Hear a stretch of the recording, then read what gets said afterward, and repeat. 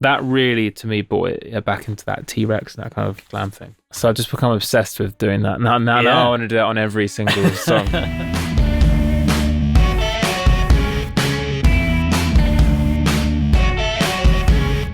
This episode is being supported by Tape It. If you currently use voice notes to record your ideas, you should try Tape It instead.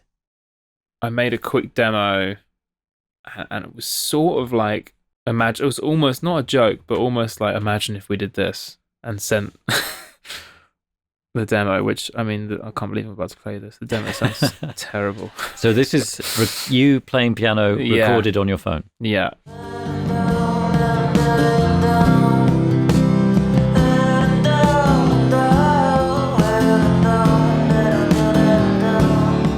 Are there any words there? No. No. But I did have this bit.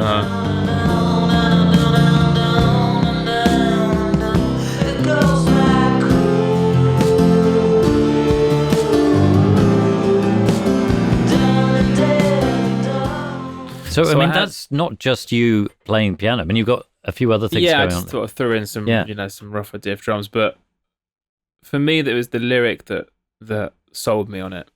I had that line for a long time, and was sort of crowbarring it into most ideas. We'd have, oh, brilliant, let's see, and it was like every idea just sort of spat it out.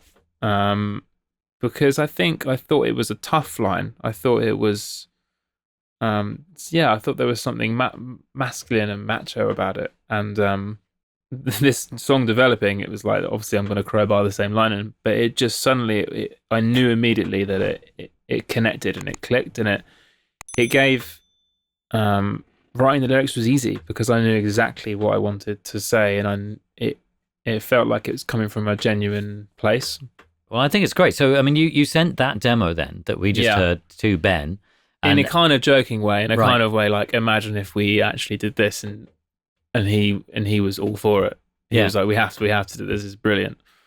I think, like, to our friends, they're not surprised by songs like this, right? Because they've grown up with us, and they know that I love sitting at the piano and doing that, and they know that Ben has a music taste which is like of a wedding DJ. He loves everything. So there's a bit of like glam to it as well, and I think T-Rex has always been, a bit. There's always been a bit of that glitz and glamour that we always want to put in. It's so hard to do, right? But maybe just in the sense of like guitar tones and sometimes the way I sing. Sometimes I think I'm pulling from that a little bit. Yeah, that's interesting. But this song was like, it felt like, we can pour way more of that stuff we love. And I think once the guitars landed in the chorus, it was like the sound of the band was now a part of it. I'll show you, these guitars sound cool. I say guitars, I mean bass. Right. I have like sub sounds and then like guitar sounds, but right.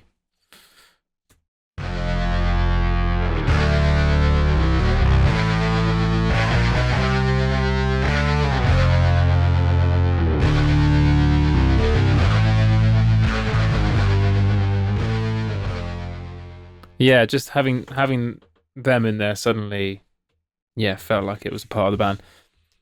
This episode is being supported by Tape It. If you, like so many of our guests, use voice notes to capture your ideas, you are going to love Tape It. It is the iPhone recording app designed specifically for musicians and songwriters. With Tape It, you can record straight from your lock screen, set markers, add notes, and even include photos of settings. Plus, there's cloud sync, you can import your old voice notes, and to stay on top of it all, Tape It has great labeling features like automatic instrument detection. And all of the above is free. If you currently use voice notes, switching to Tape It is a no-brainer. But that's not all. Tape It has the option to upgrade to using 2 microphones on your iPhone, along with gentler dynamic compression to give a much more natural sound than any of the usual apps.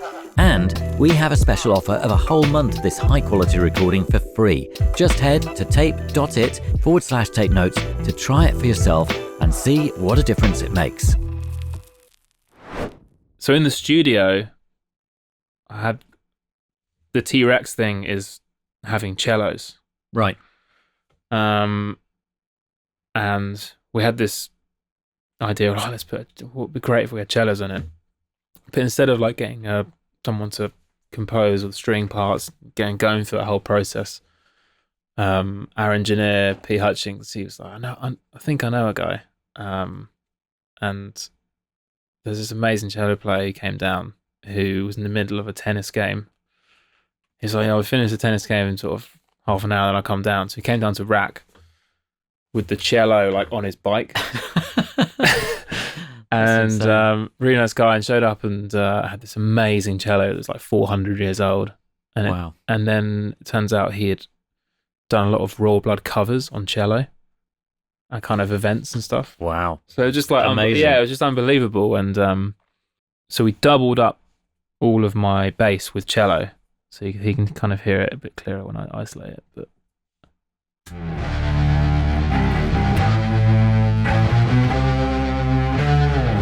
so that's the cello. yeah, you can hear it. But there's something about adding cello doing exactly the same thing as the bass. It just turns into one new thing. So I've just become obsessed with doing that. Now I want to do it on every single song. And it's one of the last songs we did for the record. I was like, we have to have cello and everything. That really, to me, brought it back into that T-Rex and that kind of glam thing. Is there anything else that we should hear from the development or evolution of There Goes My Cool? This song is so stripped back, apart from the cello, really. Sometimes our songs feel like, that game Jenga. Right.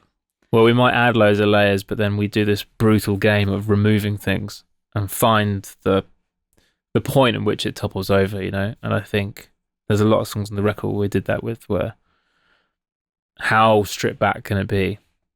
Because the verse is it's just me and Ben. It's just piano, vocal, and drums, And I like the idea of something holding up. Yeah. With few elements. I guess that's why we love being in a two piece. Yeah. The piano sounds quite cool. This is the Beatles thing, really. That So is this using a piano in rack? It's a blend. So it's a real piano, and then on top is when you put pins in the end. I can't remember the name of it. You put pins in the end of the hammers on the piano, right? And it creates this sort of harpsichord-esque sound. Yeah. I wanted to do it on this piano called Miss Mills, which is at Abbey Road, which is the Beatles piano, right? That they had that on. But you can kind of hear it. It gives it this metallic kind of.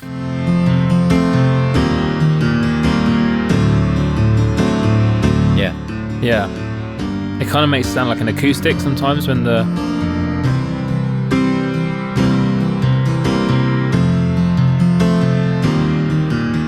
It's funny listening to things on this record, listening to things on their own, because they're kind of out of time and not perfect. Right. And that's something we really recognised as time went on, about leaving those sort of mistakes in there. And also, like, you spend a lot of time in the studio, like, isolating things. And I get why, but it's also kind of crazy because you never hear something on its own until like now. Yes, yeah. It's the context of all of it together, and I think, it's just taken a lot of time to sort of work that out. Yeah. It adds a certain quality that you couldn't predict because you're kind of striving for perfection.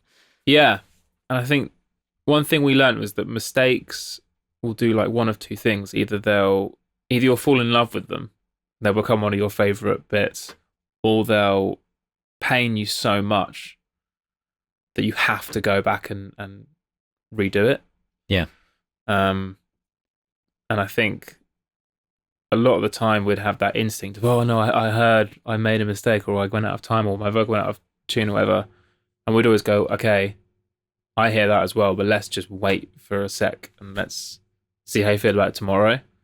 And if that thing's annoying you differently, then maybe, if you feel compelled enough, go and do it. But a lot of the time, we'd sort of exercise just leaving it. But that's like a brand new thing for us, I think we're kind of perfectionists. Yeah. I think you are. I think that's why I like the demo takes as well, because they really aren't perfect. And even the sounds aren't. Sometimes the sounds aren't sort of complete, and you're working around something that's a work in progress. And going back and redoing it and get it sounding perfect I'd always find that we lose something. Yeah.